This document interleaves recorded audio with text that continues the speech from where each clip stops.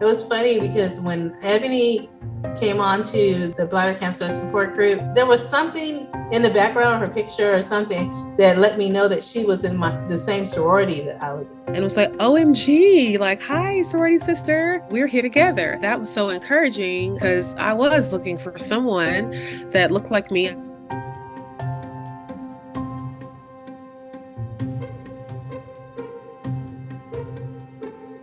When I saw that, I just got so excited, especially because there's not very many Black people at all on the support group. There's just not a high percentage of Black people that have bladder cancer. You know everything that I'm feeling. You know everything that I'm feeling. You can relate specifically to the loss of hair. You can relate darkening complexions because it also made certain parts of my skin darker, the chemotherapy. You can relate specifically to all those things. It's very important. It keeps you going. It empowers you.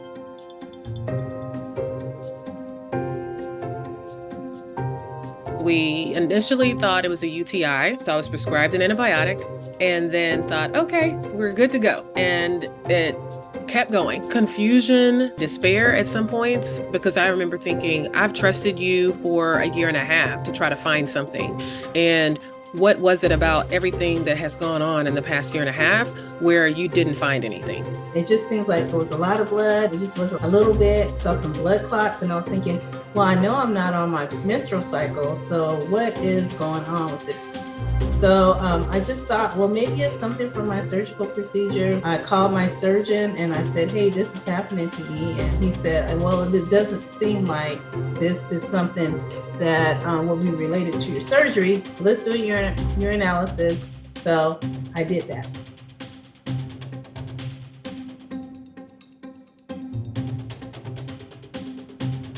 They will be routinely treated with antibiotics, but what is missing is the workup to make sure that it's not a cancer that's hiding there and causing bleeding.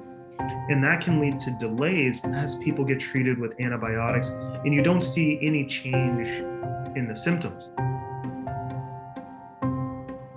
How is society framing these people? Black versus white, insured versus not, educated versus not, and all these different identities impact one another to lead to these outcomes that we're seeing that are differences between groups. I commonly say no one's intentionally contributing to disparities, but also I'd say very few of us are actively monitoring our own outcomes.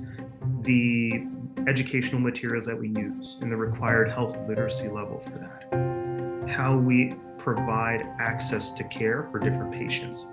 Are there things that could help patients in terms of transportation, social work, so on and so forth?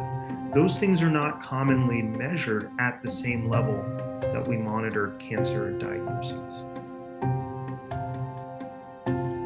I was looking for a doctor that looked like me because I felt like I could trust a doctor that looked like me. The things I don't have to explain, right? The culture. There's certain things that when you're holistically looking at a person or a patient, in my perspective, when I'm taking care of patients, I look at them holistically.